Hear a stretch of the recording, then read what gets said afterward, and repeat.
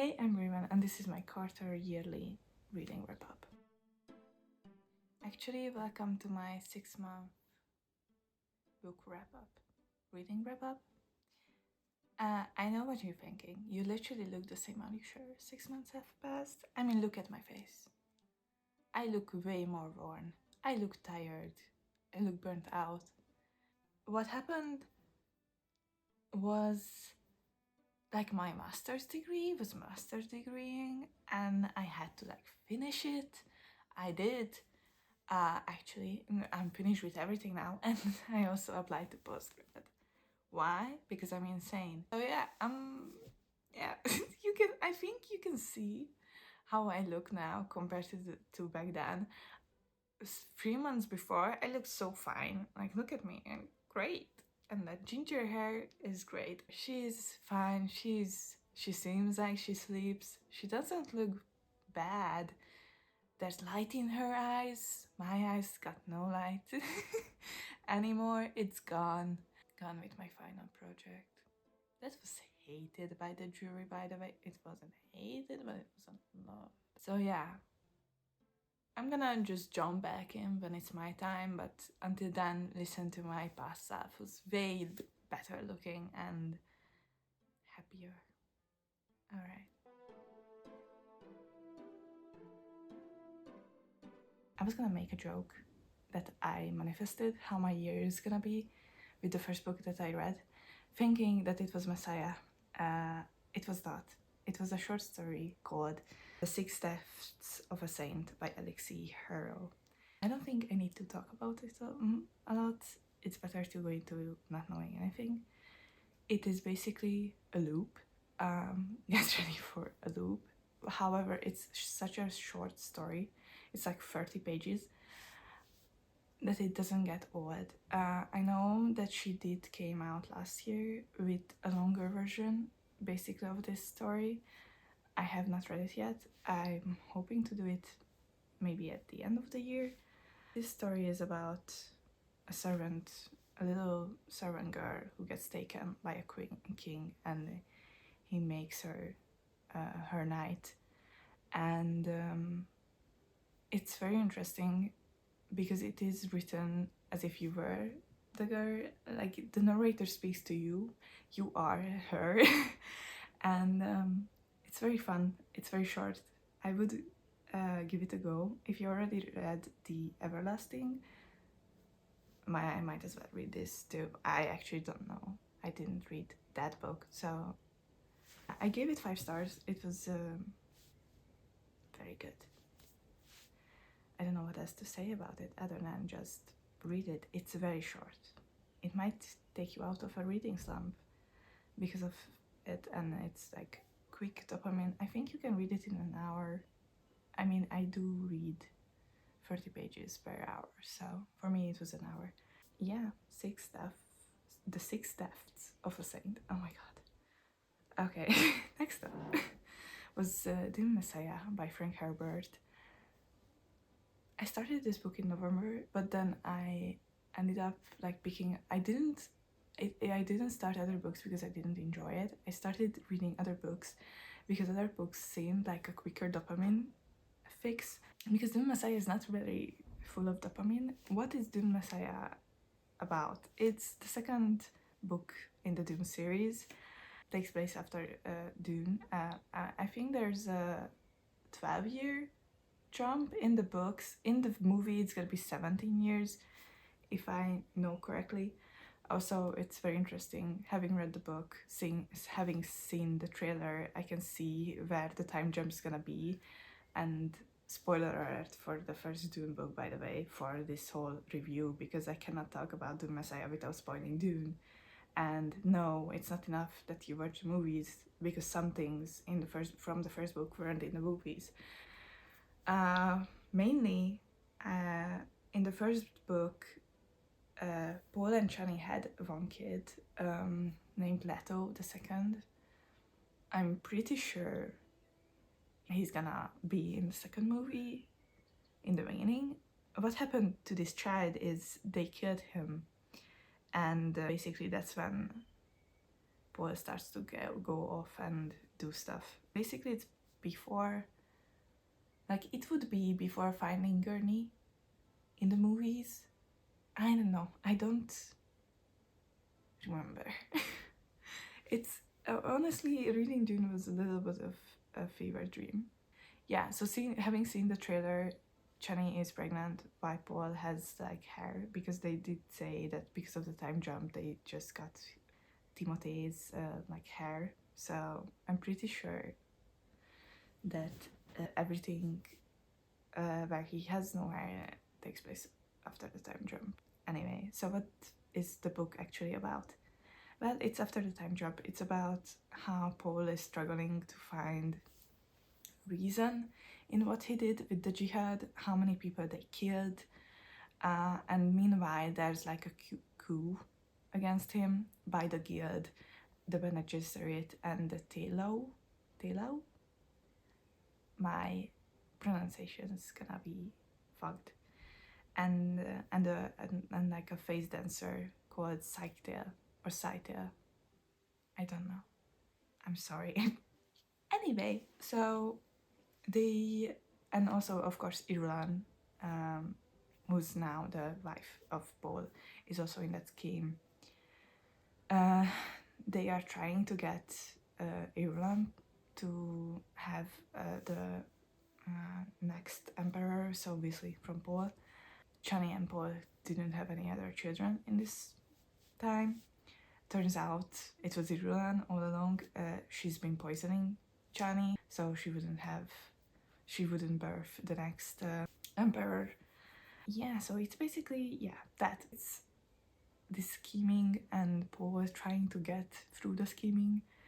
He's like seeing so many visions, and in the end gets locked into a vision for reasons. I don't want to talk about it, so spoilery, but I guess I have to. Obviously, some big thing that's happening in the beginning of the book is the guild member and the Telo gift Paul Height, who is a Gola, which is technically a clone of someone very important from Paul's life. That's all I'm gonna say. It was also very short. It wasn't. I was expecting way more from it. In the end, I gave it 4.5 stars because there was nothing in it that I didn't like. However, there was nothing in it that I really liked. Like, I feel like I liked the first Dune book better than this one, and it was interesting. It was way less hard to read than the first Dune book, especially. Like, I started that book before even seeing the movie. The movie wasn't even out yet when I started the first Dune book, and I was struggling so hard. So I did like put it down and then watch the movie. Then I read it a bit, then again put it down because I was bored. And then before the second movie came out, I was like, okay, now it's time to finish this. And I finished it, and I was like, oh my god, this was so good.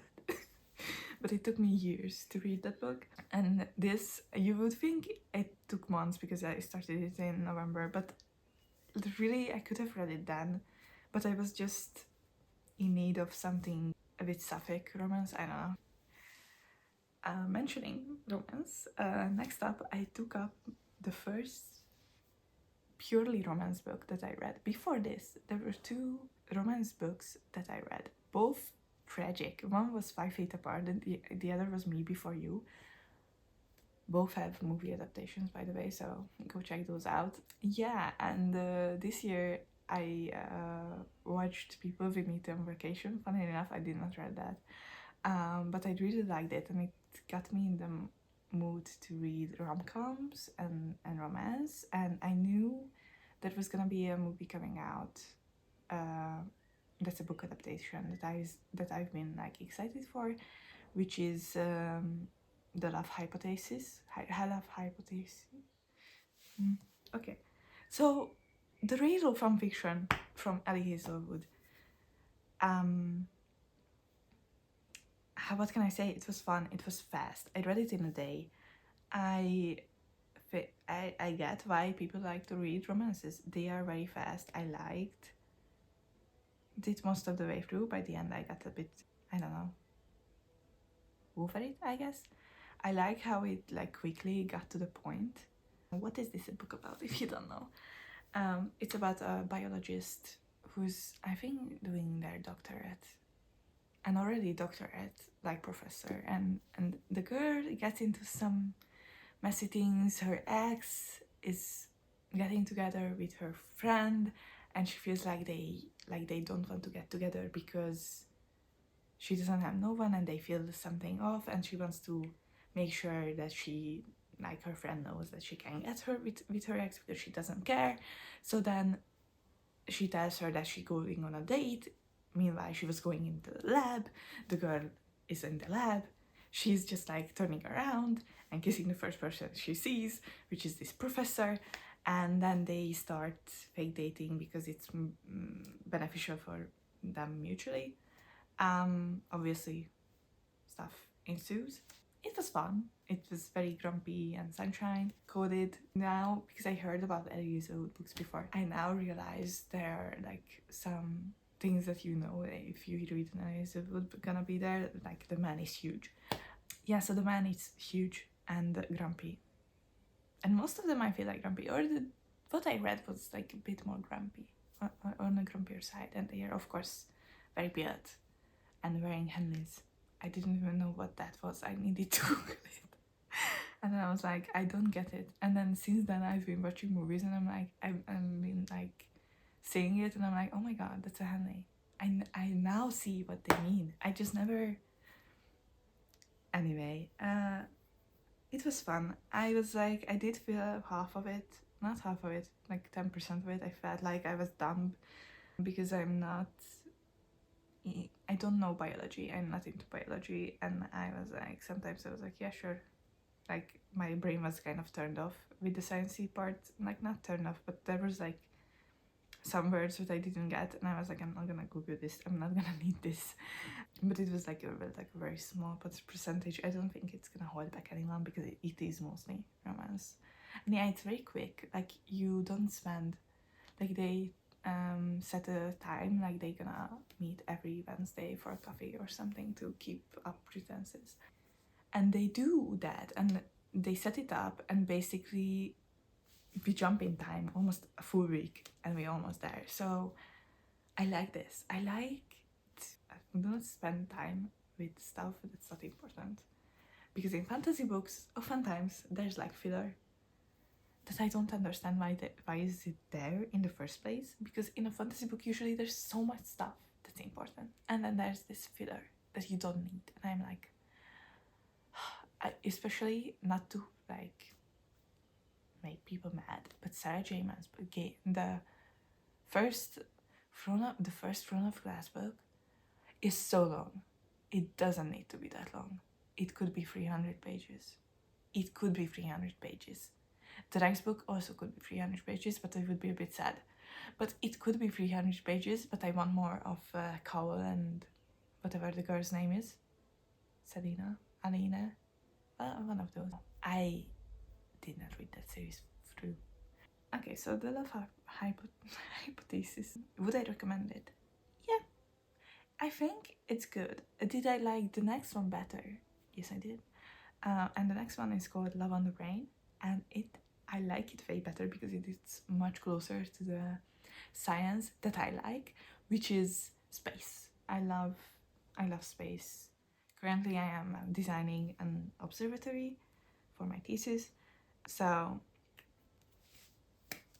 I love space. And Love on the Brain is basically about a girlie who goes to work on a big project for NASA, and she has to work with someone who hated her throughout school. They're a bit older than her, and obviously that's our man. And also she's working with astronauts and everything. And here comes my thing about Ellie Hazelwood books, is that if a character is a male and not the love interest, they are probably an asshole. If they are nice to our character in the middle of the book, and they are not the main love interest, they gonna turn out to be the biggest asshole ever. And that's true for both books I read by her. I'm gonna guess that it's gonna be true for other books I read by her. Yeah. Love on the Brain. It's cute, it's funny. I gave it like, I think 4.5 stars. I don't know what the half star was for, because now thinking back, it could be a 5-star read. Yeah, but the Love Hypothesis, did I say how many stars that I give it? Like 4. Also, I don't know. Why would I give it more? I don't know. They are very quick reads. Okay, we are still in January. Yeah. You know what happened in January? Well, season 4 of Bridgerton came out.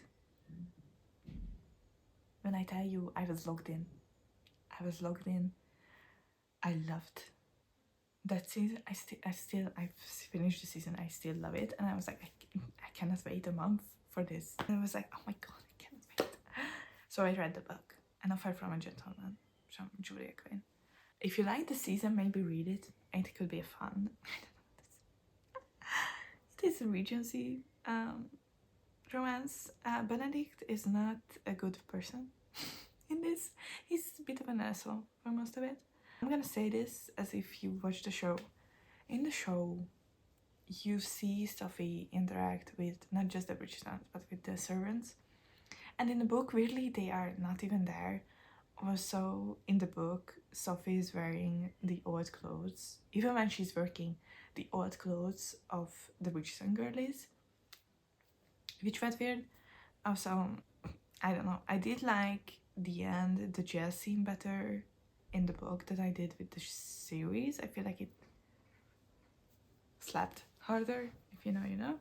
I gave it like, I feel like 3 stars because it was good. I enjoyed it. The series is better, obviously, especially because this season they did like focus on the main couple.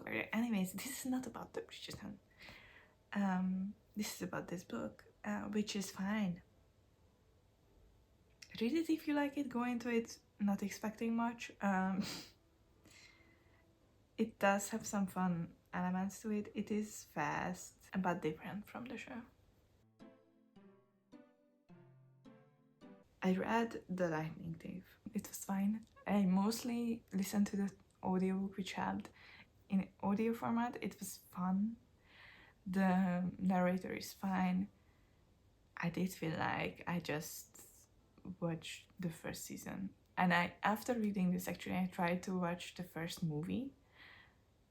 I couldn't finish it. Like, I watched it for a while, and I watched this while working. And you know, usually I put on something and that stays. And I was like, I cannot do this. And I was working. So, yeah, if you don't know what The Lightning Thief is about, it's about a little boy who is dyslexic and has ADHD. And his substitute teacher starts to attack him in a museum or something. And it turns out he is a half-blood from the Greek gods and things. So he goes into a camp and then they go on a quest. It was cute. I wouldn't recommend reading it as a 24-year-old adult, but listening to it wasn't that bad. Like, listening to it was fine. It was funny at times, I have to say that, but I did enjoy the TV show way more, although the end of the first season was not that enjoyable. The only reason I read this was because I watched the second season and I loved the second season and I wanted to buy the first book at an airport, and I bought accidentally the second book. So I was like, so, and then I have to read the first one. So I read the first one. And it is kind of quick. It's interesting how because it felt weird to me in the TV show how we just like go to places and it's like there's no transition in between going to places. We're just there, and it's the same in the book. So I was like, okay, so it's not the series fault that it feels weird. It's the book.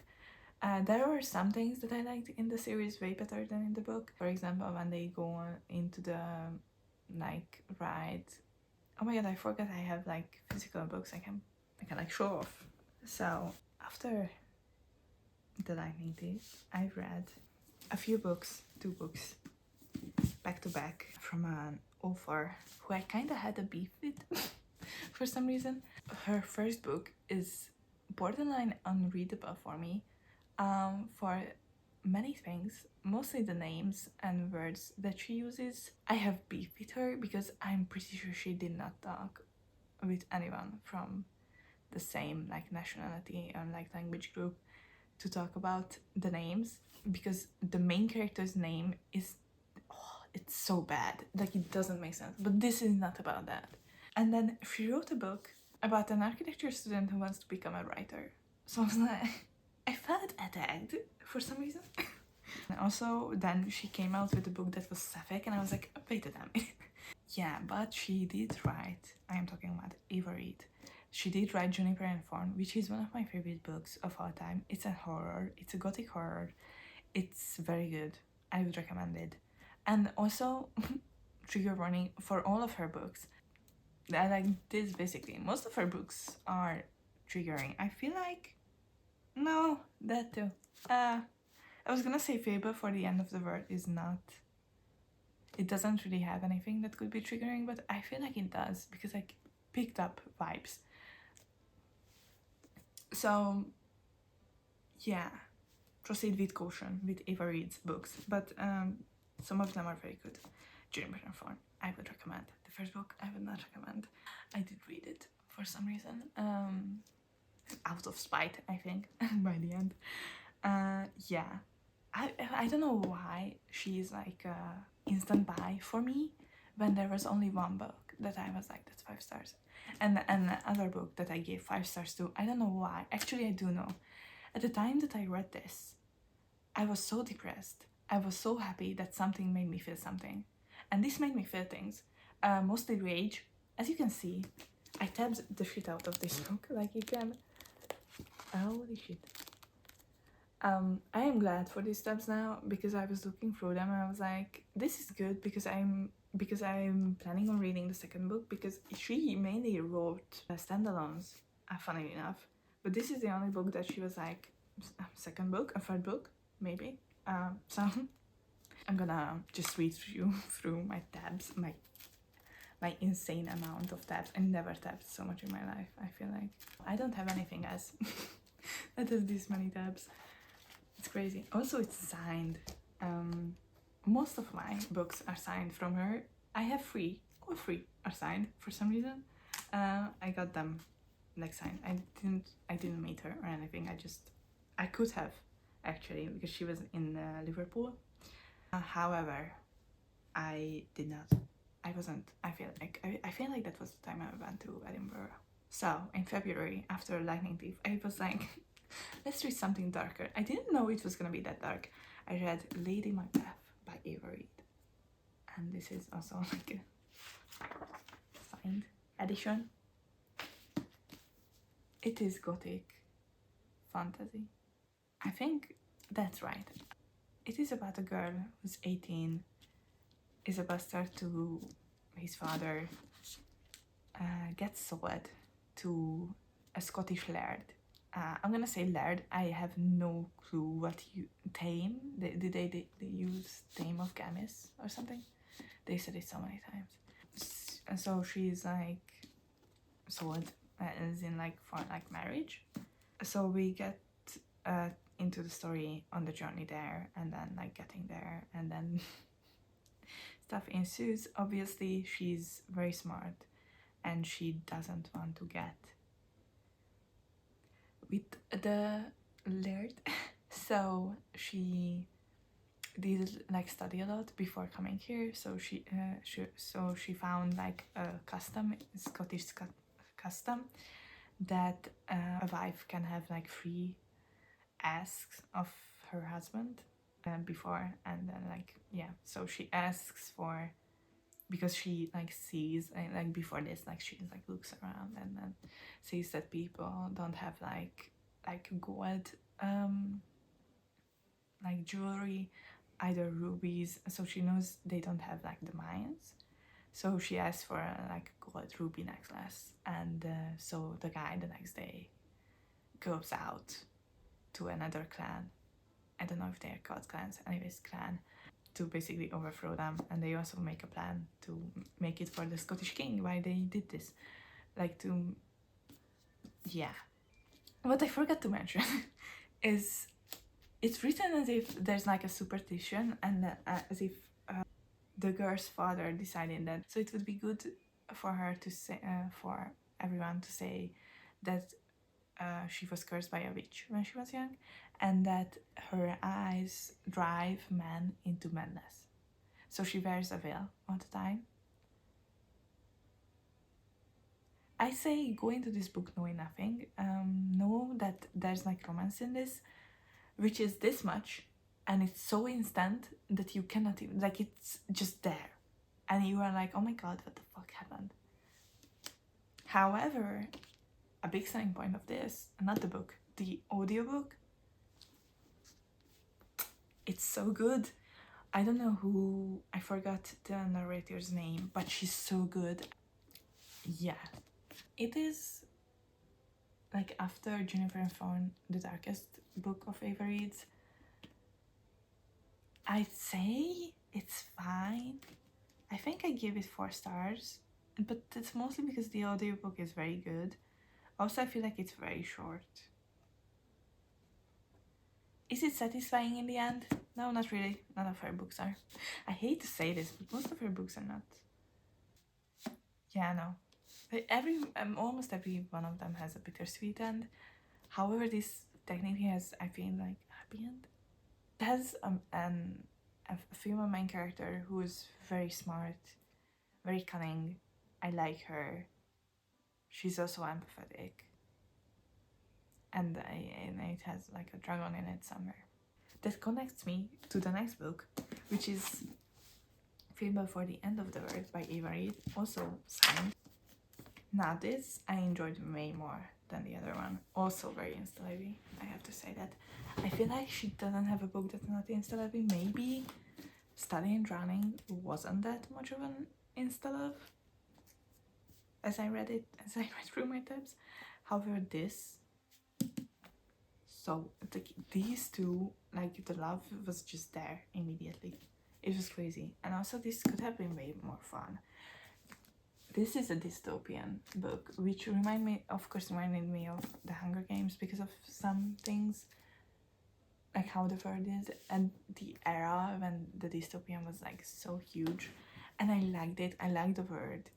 It's basically about a girl who does taxidermy of like animals. This is like a big business. She does this because most animals, because of the radiation and stuff, are deformed. Because the world is like flooded basically, most of the animals started to evolve into that environment to be able to walk around in like the Otherlands. I don't know. So some deer have like webbed feet and shit like this. It's like a little morbid, which I like. I like her words because they are kind of like morbid.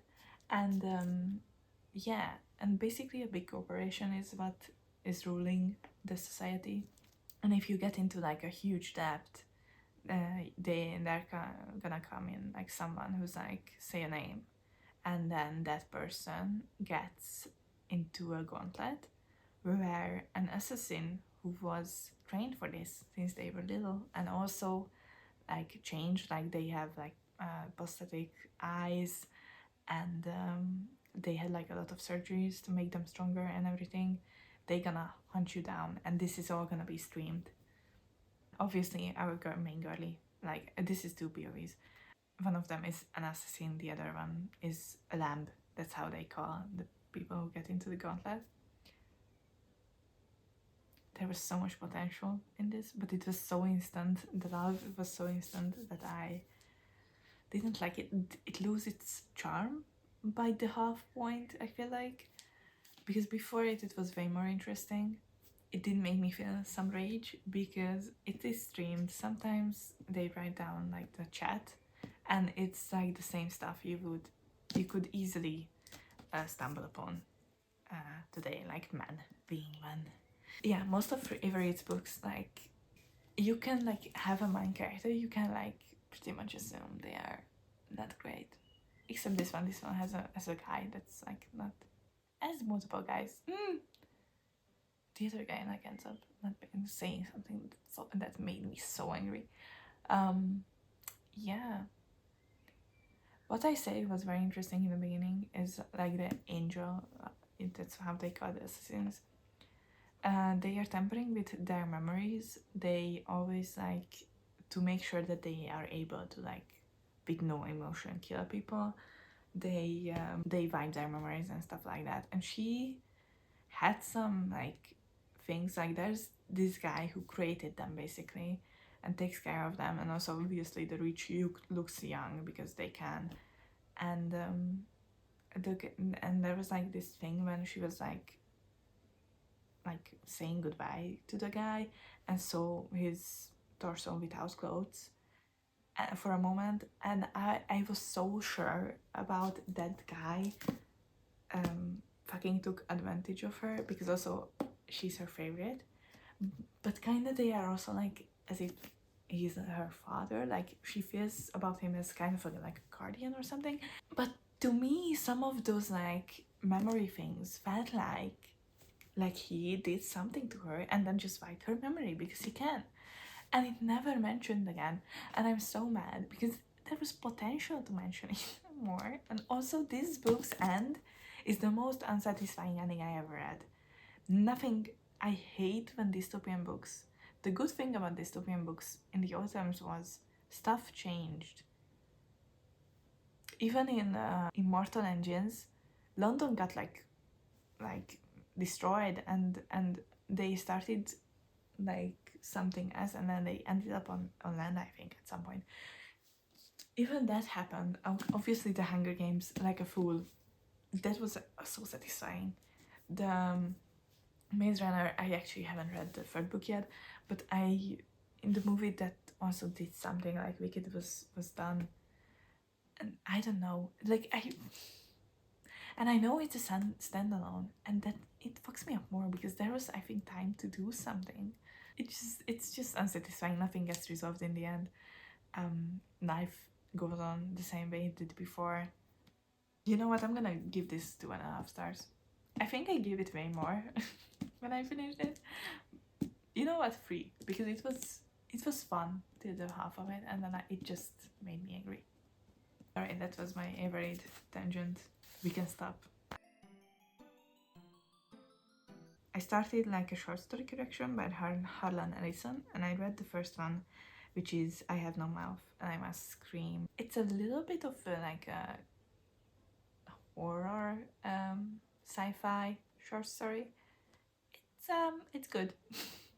It's about basically an AI taking over a world, but because it's like so angry about like it's so angry at humanity for making him that he keeps alive a few humans in this place, keeps them just alive and tortures them in different ways, make them very different than they would be, like really make their personality different.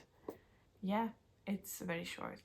I feel like it's again like an hour read. I read it on a treadmill and I didn't like walk an hour, and I still had time to start the next one, so it was good. It was short. I would just recommend reading it if you're interested in it. It's a bit like grotesque and like it's horror, I guess. So next up, a bit on a lighter note, I finally read Book of Night by Holy Black.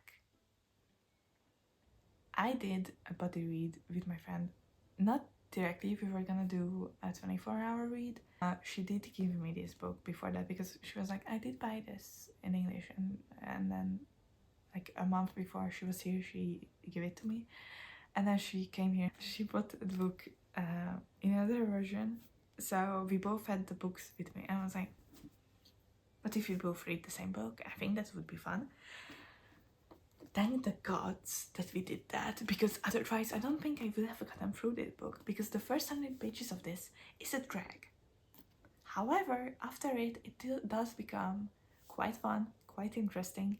It has twists that I did see coming, And I love that for me, that I am this smart. I do feel like you could get it. To be fair, I'm gonna keep the actor who I like imagined as one of the characters a bit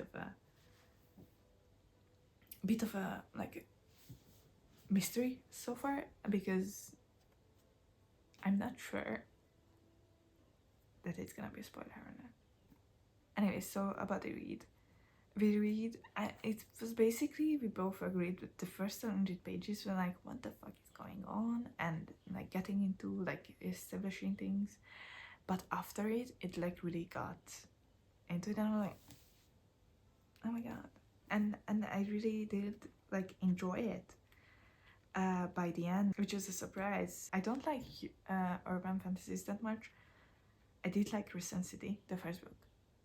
Every other book after that. I DNF'd the third one, so I don't even know how that ends. So, Book of Night. What is this about? It's basically about a 25-year-old girl. I might be fucking wrong. I remember her being 25. Anyway, she's working at a bar. But before this, she was kind of a thief. She was a thief. She did like jobs for influential people, stealing stuff from other influential people. And what you have to know in this world is that from, like, probably it was always the case that there is like shadow magic, and not in a way that you think. It's in a way that a shadow can quicken. So like your shadow can quicken. Like you see my shadow back there, like it's there basically. Like it can like move differently than me, and maybe even like have a different look than me. It can have horns and stuff. I mean, that's basically like a form of like, it's like piercings that people do in this world. And for the past like 15 years, it was like an open secret that there's this thing. And there are many like old books that have like stuff about this magic that's very important to the people who deal in these kinds of things. There's the Cabal, I think, who are basically the local, like, I don't know, like government for like the shadow people, but they kinda supposed to work together with the government in a way to not cause big troubles, to like let them work. And everyone of like, there's like I think 4 members for every kind of shadow magic, which I did forget, not gonna lie. Yeah, so a girlie was a thief, and one night she goes home and sees a murder and a guy that looks suspicious with a suspicious shadow. So she runs home to her boyfriend Vince and her sister. None of them have quickened shadows. Vincent doesn't have a shadow because someone stole it. Because also that's the thing, people stole other people's shadows, because that's also like in the black market they can like sell shadows and stuff. So it is interesting. If you have like a quickened shadow, you need to feed it blood mostly. Your blood, if you want it to be like connected to you, and other people's blood will do that too, I guess. Yeah, so it is another book. I feel like I am desensitized by stuff, by Avery probably, because I was like there was like one murder scene that was crazy, but other than that, it wasn't that big. I guess my imagination makes everything whimsical. Yeah, so it's interesting, and the fun starts when someone threatens our girlie, and someone kills that guy. And after that, that guy that killed the other guy becomes so much better. In the end, she needs to solve like a case of like someone stealing something, and I don't know, she needs to solve many things. Yeah, I don't know what to tell you. The romance is good, and there's barely in it. The second book has second book is so much better. I did read the second book after this, obviously. The second book's like romance, is better. Funny enough, it's a bit different. I'm not gonna spoil it. In a way, I was very glad that I could predict some twists. I hate when the twist comes out of nowhere. I'm looking at you, House of Salt and whatever the fuck. I hated that book. So it was logical. It was set up. It was set up so well. And I love Holly Black and her setups. I love her romances. Oh, the second book is so good. Yeah, the romance is very good. Also there, the girlie solves murders again. Somehow, a little bit, not that much actually. I'm gonna say, which was an insane pull by me. If you know, you know. If you read the book, you will know.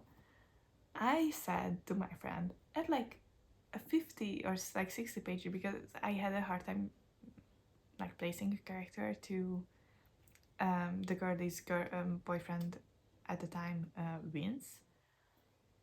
Like he has like dirty blonde hair, and like, you wouldn't like necessarily say that he's built, but he's built. And I was like, to me that's Bob from Thunderbolts. No, technically I did say that's Louis Pullman because it's not Bob, but technically it is Bob. Yeah, so Louis Pullman. So that's my suggestion, to imagine Vince as Louis Pullman. I also, if I remember correctly, the main girlie is like a little curvier, and yeah, a little curvier girlie, and I appreciate the presentation because I never get represented because everyone is just so small, so tiny. Yeah, it was very fun. And the next book I read was The Thief of Night, second book, 5 stars, no notes. Perfect book. Probably not, but I really enjoyed it. The romance was very fun. At 80%, I did lost me a little bit. The end was kind of weird, and I hate how Holly Black hates to give us like an epilogue that's just like fluff and that just love and happy, because even with the Crow Prince and oh my god, the Stolen Heir was worse than the Crow Prince. Give us something, Holly, for fuck's sake, why are you allergic to happy endings? I mean, they are happy, kind of, but like, give us a little bit more. I was like, they should kiss a bit more, and they should be like, I don't know, like they should be, I don't know, watching TV or something. To be fair, thinking about it now, the Groupers kind of has like a happy ending, like in a way, because they do go to the immortal world and have something, but like the Stolen Heir, no. This, no. So, the Book of Night, I would say try to read it. Imagining Louis Pullman as Vince. He's not that much in this book, by the way. So, but do that, and I promise you it will elevate the experience. Especially if you've seen Thunderbolts. If you haven't seen Thunderbolts, why not? Go watch it now. It's a good movie. Maybe don't watch it alone. I did watch it alone. I always watch it alone. Sometimes I watch it with friends, but mostly I watch it alone. It's a very good movie. I love it. If you get through the first 100 pages and you start to like it, that's good. If you get through the first 100 pages and you still don't like it, stop. I don't think you can get into it. But if after you get into it, it is worth it, I think. I hate this cover design, by the way. Whoever did this should die. Hey, so I'm here. First of all, what I have to talk about is a DNF, unfortunately. I picked this book up in January, but I read like a chapter and then I put it down and I read easier stuff because I was in my romance era, as you heard. And yeah, I picked it up back again when stuff started to get real. Like I needed to work way more on my project. I always like read a book because I need to read books before going to sleep to help me go to sleep. It did not help much. Yeah, and unfortunately I had to DNF it because by now I really wasn't reading it at all. I haven't been reading it for months. I mean, like for a month. And that's a memory called Empire. I picked it up because it was a harder read. It wasn't romance that you are like basically just romance you can read in one sitting. This, not really. At least I cannot. It reminds me a lot of when I read Dune, which was a harder read, not as hard as it's not as hard as that was, but it reminded me of that because of the world building. This also reminds me a lot of Foundation, and it also reminds me a lot of Altered Carbon, the first season. I haven't. The first season is great. If you haven't seen it, watch it. If you're interested, the second season success, so you don't have to watch that.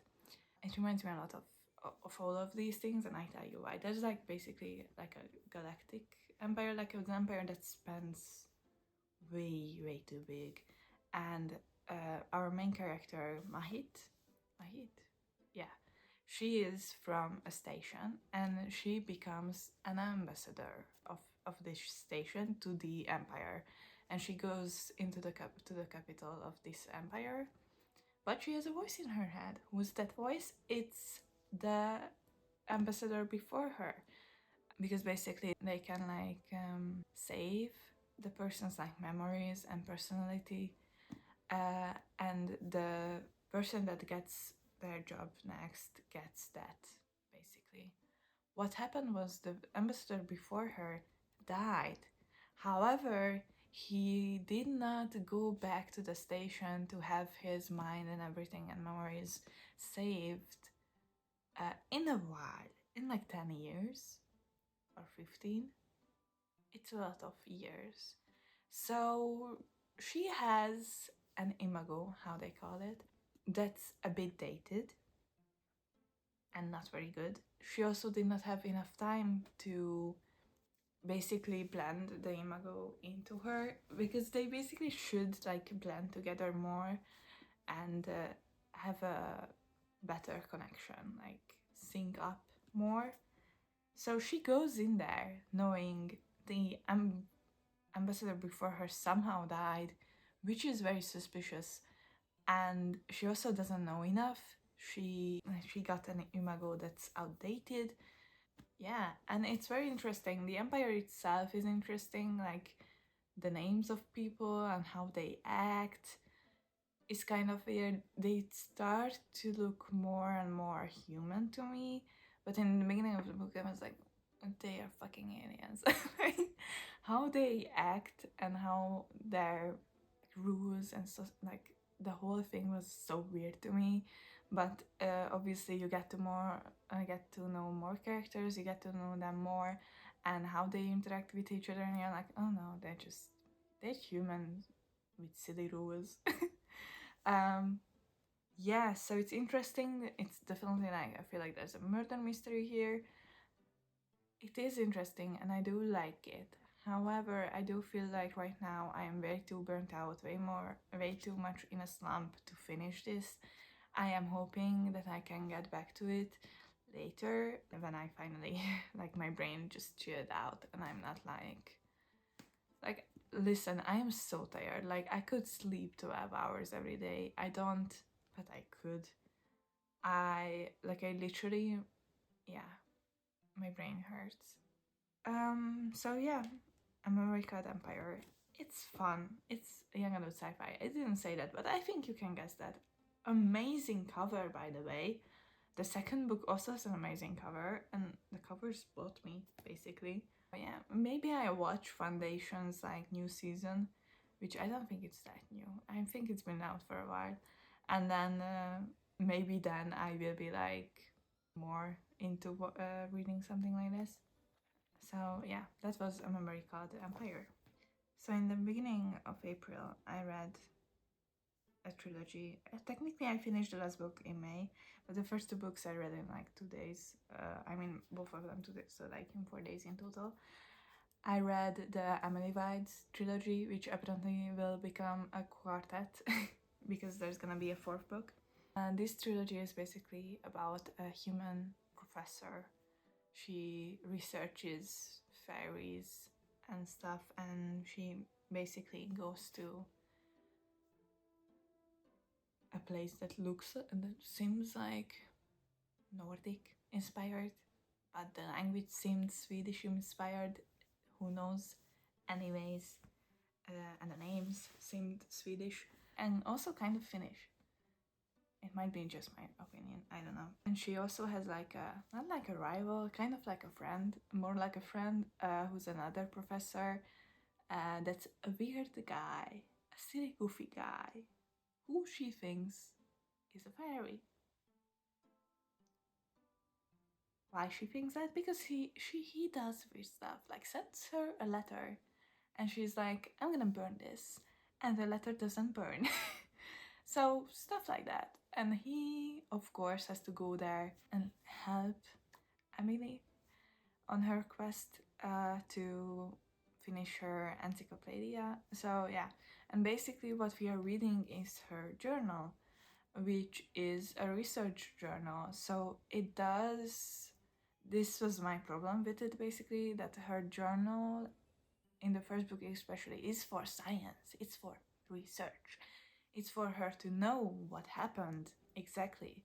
So it doesn't let much of love stuff in there, like her feelings. It's very research, this is what happened and stuff like this. And sometimes she's like, this is how I felt, and then she's like, oh, I'm so bad, why did I write this? So it was interesting, I liked it. It really gave me like a kind of love that I had for like the Cruel Prince trilogy is my favorite trilogy, I think. And I love that trilogy. It gives me it gave me some nostalgia towards those books, and it gave me the vibes, and I was like, I'm so glad to be back in a world that's interesting again. Oh my god, I love the little fairies that are like weird and little goblins kind of, and they are just, I don't know, like they can disappear if you look at them so you have to look in your peripheral vision, and I don't know, it's just so fun. And yeah, and the second book gets a bit less researchy, like our girl lets her feelings more in. So I like the second book maybe best. And the third book, I kind of had the same problem as with the last book in the Cruel Prince trilogy. However, I do feel like that was better. I felt like for a long while I was like, what's gonna be the problem? Because like everything just went and there wasn't like any big conflict. And then I was like, so waiting for the shoe to drop. So it was a bit, I don't know. It was a long book, but by the end I liked it. She also in the third book is like literally just journaling for herself, like not really for research. Like she isn't writing a book, but like, I mean, she's always writing a book. But you know, I liked the first two books way better than I did the third one. The third one wasn't bad, it was just different. I felt like we were just shooting shit. Like it wasn't as like structured that well, I think. Like the first 50% of the book, not much happens. There's not much of a conflict, and then we create a conflict, and then we create another conflict. I'm gonna be interested what the fourth book's gonna be about. We will see. I did only know I liked it. It will probably be a reread for me in like 2 years. Not like The Cruel Prince that I reread almost every year for a while. But it was very fun. If you like The Cruel Prince and like the Fae in that, and you like when Fae is not just like the highborn elves with like ears, but like, you know, they can lie. I feel like this one, yeah. They can lie, the highborn Fae, but like they still speak sometimes in riddles, and yeah, they just, the whole world building, I feel like it's very interesting. There are like a lot of things about like doors between realms, which was very fun and interesting. Yeah, it's a fun read. I would, if you like The Cruel Prince, I think you would like this one too. Only the main character is way more artistic, which I do not mind. I like when someone is autistic because I feel like it's representation that I like. And I am, yeah. So yeah, the Emily Wilde trilogy. Give it a go.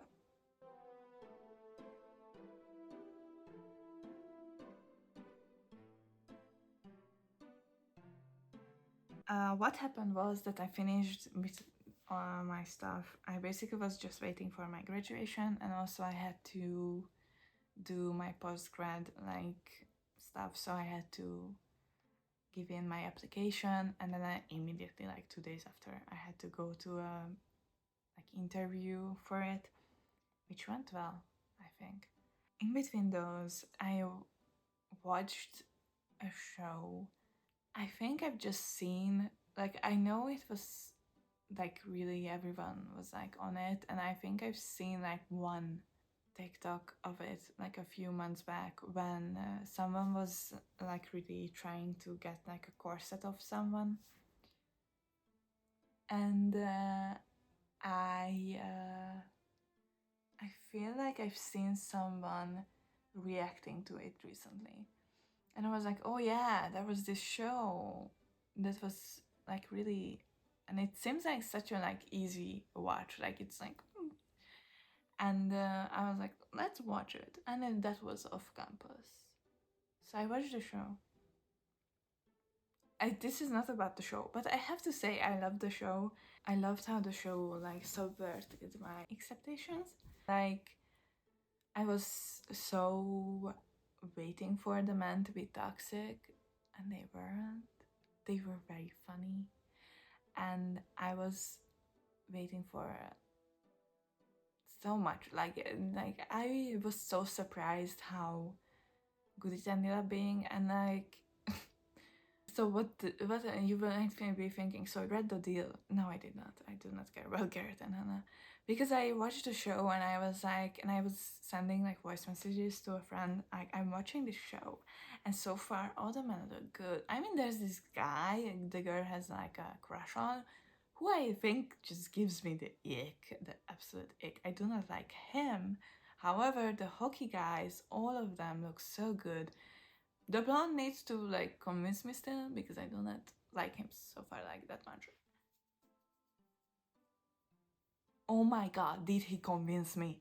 Jesus Christ.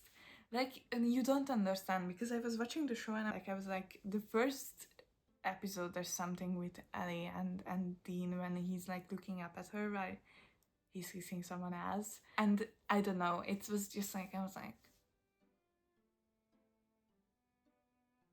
something could happen there. And yeah, and I felt so validated later on. Dean with the respect speech to Garrett was like already like, all right, he's funny as hell. I kind of like, he's growing on me.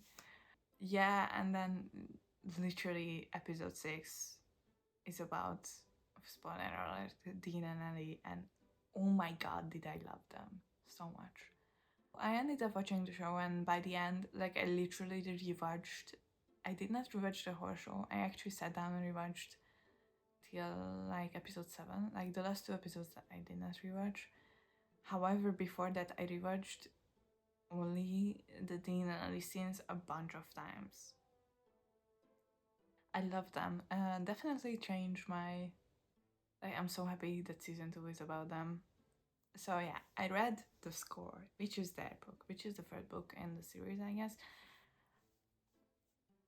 It was more smutty than I thought it was gonna be. To be fair, I've only seen the cartoon covers, and I've seen like this one or this one. So I haven't seen the covers that have like men on them without their shirts. That would have given it away. And also watching the show, I was like, well, this is a romance book, so you know. It was a bit jarring, especially starting in Dean's POV. Jesus Christ. How sexual it's gonna be. By the end, it ended up being a bit better, but yeah, at the beginning was very jarring to me. A bit more than I'm used to, a bit more than I like in terms of profanity and how they talk. Sometimes it did give me the ick. I feel like by the end it was better. I wouldn't say it's a good book. I mean, this is what you want, then I'm sure it's good. For me, it was like a no, I don't want to give it that low because by the end, it did really like it a lot. Like, I feel like the end conflict happens way too late. I think it should have happened earlier because that was the strongest part of the book. The last 10% was the strongest part of the book. But my problem is that was the last 10%. So, yeah, I feel like if that was like the last 40%, it would have worked better. Certainly, like, that would have hurt us more. However, yeah, I do feel like that was the strongest part of the book. Can't wait for season 2 of Open Campus. I feel like they're gonna do a great job with changing this to be better. I wouldn't say it was a good book, but it wasn't bad either. So it was a meh book. If you liked these two characters in the show and you're interested in what's gonna be in season 2, this book is definitely contains spoilers for season 2 for some very big things that's gonna happen, then read it if you don't care about spoilers. Otherwise, I would read it after the show. That is all, basically. So I read 4 books. I did not read much, but I do plan on reading way more during the summer. I'm not doing anything during the summer, basically. I am not working because I'm like, I need the rest. I don't care if I'm broke, I'm gonna be at home. Because if I go working, I'm gonna be burnt out again, and I need to rest. I cannot tell you how badly burnt out I am. And I have so much like anger and frustration in me sometimes. Like small things can make me so angry so fast. I had so much floor time recently and it did not help. Anyway, so I'm burnt out. So what I wanted to do this year anyways was reread books, and that's what I'm gonna do. If I see you, possibly a month from now, possibly a few weeks from now, depending on how I do with the reread, because I want to vlog some of that, the reread vlog. And yeah, I hope you have a great day. I hope you'll have a great summer, and hang in there. Bye!